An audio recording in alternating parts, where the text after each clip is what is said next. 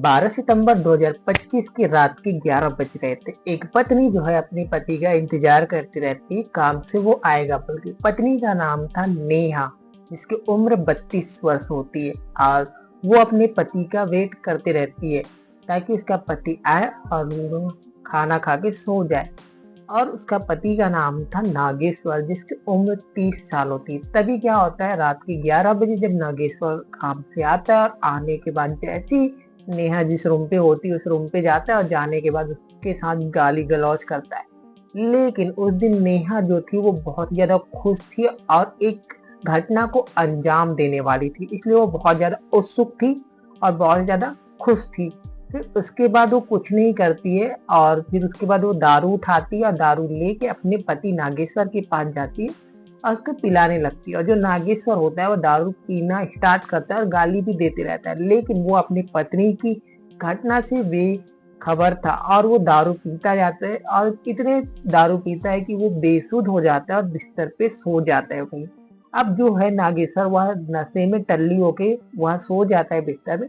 तभी जो नेहा होती वो घर से बाहर निकलती है और घर से बाहर निकलने के बाद अपने प्रेमी जितेंद्र को कॉल करती है और कॉल करने के बाद बताती है कि वो नशे की हालत में टुन्न है और वो सो गया, तुम जल्दी से आ जाओ।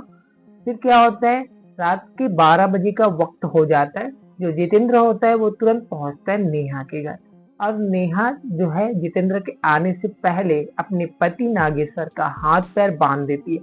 और बांधने के बाद फिर जो नेहा होती है और जो जितेंद्र होता है दोनों मिलके फिर उसकी हत्या करते हैं। जो नेहा होती है वो अपने पति की छाती पे बैठ जाती है और बैठने के बाद उसके गले को दबा देती है। और जब नागेश्वर की नींद खुल जाती है उसके बाद नागेश्वर विरोध करने लगता है। तो जितेंद्र को लगता है कि ये विरोध कर रहा है, फिर वो धारदार हथियार निकालता है और कई वार करता है। अब इतने में जो नागेश्वर की सांसें है वो वहीं की वहीं थम जाती है।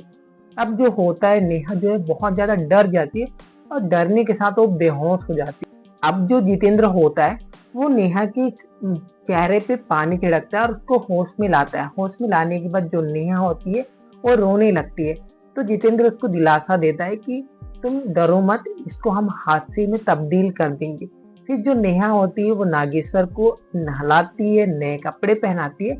उसके बाद जितेंद्र जो है उसके बाइक, नागेश्वर के बाइक को उसी के घर से निकालते हैं और जो नेहा होती है वो नागेश्वर को उठा के बाइक में बैठाती है।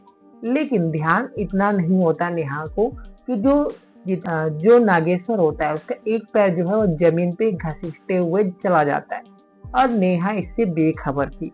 और घर से कम गांव से 1 किलोमीटर के दूरी पर उसको क्या करते हैं, झाड़ियों के पीछे फेंक देते हैं और वहीं पे उसकी बाइक को गिरा के वो वापस घर चले जाते हैं। और जो जितेंद्र होता है वो नेहा से बोलता है कि अब तुम घर जाओ और मैं भी घर जाता हूँ और मैं अपने दोस्त के यहाँ मुंबई चला जाता हूँ ताकि किसी को कानो कान खबर ना हो कि हमने ये काम को अंजाम दिया है।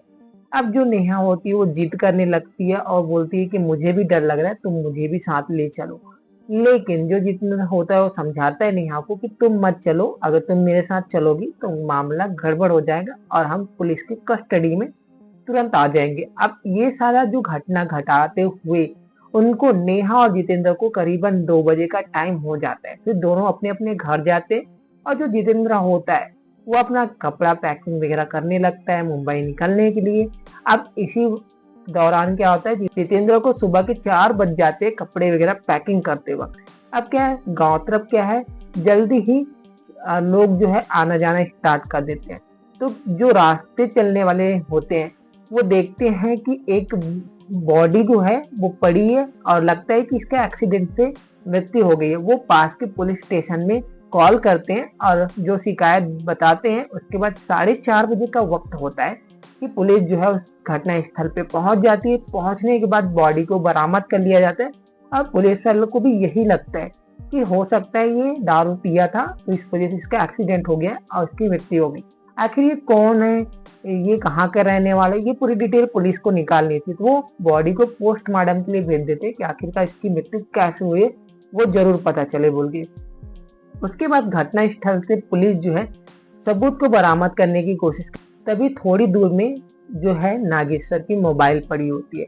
अब मोबाइल भी मिल जाता है उसके बाद। फिर क्या होता है, पता चलता है गाड़ी नंबर से और मोबाइल के द्वारा कि ये इसका नागेश्वर नाम है जिसका बॉडी अभी मिला है और ये इसी गांव का रहने वाला है। जब पुलिस जो है पता पे पहुंचती है तो वहां पे उसकी बीबी होती है नेहा, जिससे पूछताछ होता है कि तुम्हारे पति के एक्सीडेंट हो गया है। तो फिर जो नेहा का रवैया होता है फेस पे, वो कुछ भी नहीं होता। कोई और होता तो रोना धोना स्टार्ट करता, लेकिन ऐसा कुछ भी रवैया नहीं लगता है। पुलिस को थोड़ा शक जाने लगता है, लेकिन सबूत नहीं थे तो वो भी कुछ नहीं कर सकते थे। तभी उसके पिताजी से पूछताछ की जाती है नागेश्वर की। तभी पता चलता है कि नागेश्वर की जो बीबी है नेहा, वो किसी अवैध पुरुष के संपर्क में थी और इसी दौरान जो नागेश्वर था वो विरोध किया करता था, लड़ाई झगड़ा किया करता था। जिस उसके पिताजी उस आदमी का नाम भी बयां करते हैं जिसका नाम जितेंद्र होता है, और जितेंद्र का नाम उजागर होते ही जो है फिर पुलिस को एक कॉल आता है और बताया जाता है कि नागेश्वर की मृत्यु एक्सीडेंट से नहीं हुई है, उसकी हत्या हुई है। और ये सब हत्या पता ना चले बोल के साजिश रचा गया है एक्सीडेंट का, चीज कॉल पे बताया जाता है। उसके बाद जो है नेहा से कड़ाई से पूछताछ होती है। तो फिर नेहा जो चीज बयां करती है उसे सुनने के बाद पुलिस भी हैरान हो जाते हैं, और आप भी इसको सुनने के बाद आप भी हैरान हो सकते हो।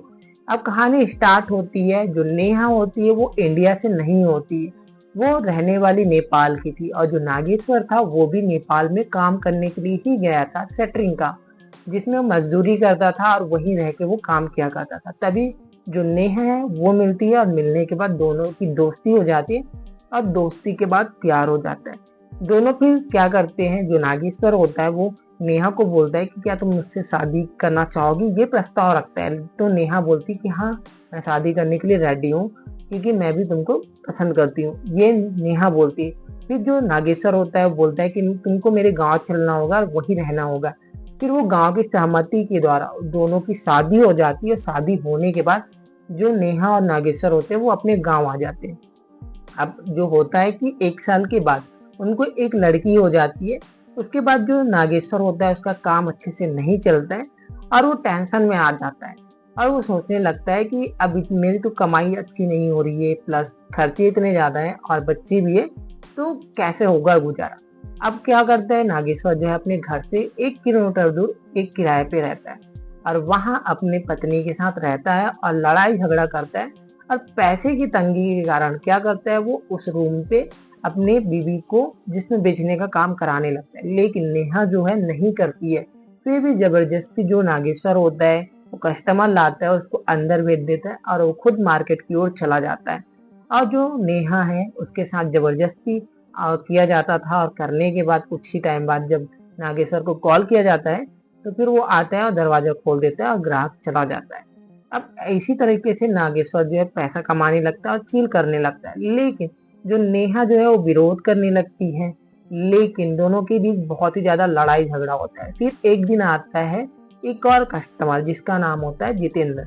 वो आता है और उसके सामने जो नेहा होती है वो रोने लगती है, गिड़गिड़ाने लगती है। वो सोचती है कि शायद ये मेरा हेल्प जरूर करेगा।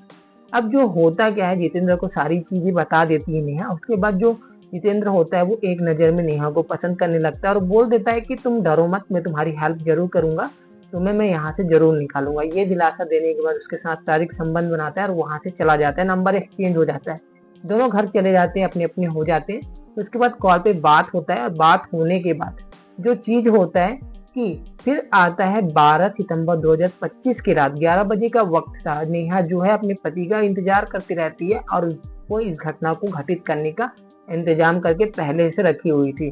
वो आता है, गाली गलौज करता है नेहा को। उसके बाद नेहा जो है कुछ नहीं करती है और वो दारू लेकर उसके पास जाती है और उसको टल्ली कर देती। टल्ली करने के बाद वो उसको सुला देती है। सुलाने के बाद अपने प्रेमी जितेंद्र को कॉल करती है और जितेंद्र जैसे ही आता है दोनों मिलकर उसको हत्या कर देते हैं नागेश की, और नागेश की ही गाड़ी से उसको ले जाके 1 किलोमीटर दूर गांव के बाहर उसकी बॉडी को फेंक के गाड़ी को उसी के ऊपर डाल के वो फरार होने लगते हैं। तभी ये सारी चीज माजरा जो है पुलिस के सामने आती है और जो नेहा होती है वो बता देती है कि जो जितेंद्र है वो मुंबई जा रहे हैं। तो फिर जो पुलिस है वो तुरंत रेलवे स्टेशन को घेर लेते हैं और वहां से जितेंद्र को गिरफ्तार कर लेते हैं। अब दोनों को गिरफ्तार करने के बाद कार्रवाई करते हुए उनको जेल भेज दिया गया है। बाकी इस कहानी और घटना को सुनाने का मकसद एक ही है, आपको डराना नहीं, आपको एजुकेट और सतर्क करना है, ताकि आप ऐसी घटनाओं से अवेयर और सावधान रह सके। बाकी कार्रवाई चल रही है, उनके साथ क्या होगा क्या नहीं वो तो कोर्ट तय करेगा। बाकी इस कहानी और घटना के ऊपर आपका क्या राय है, आप कमेंट बॉक्स में जरूर बताइए। बाकी मिलते हैं नेक्स्ट वीडियो में, तब तक के लिए खुद खुश रहिए और अपने फैमिली को भी सतर्क और सुरक्षित रखिए।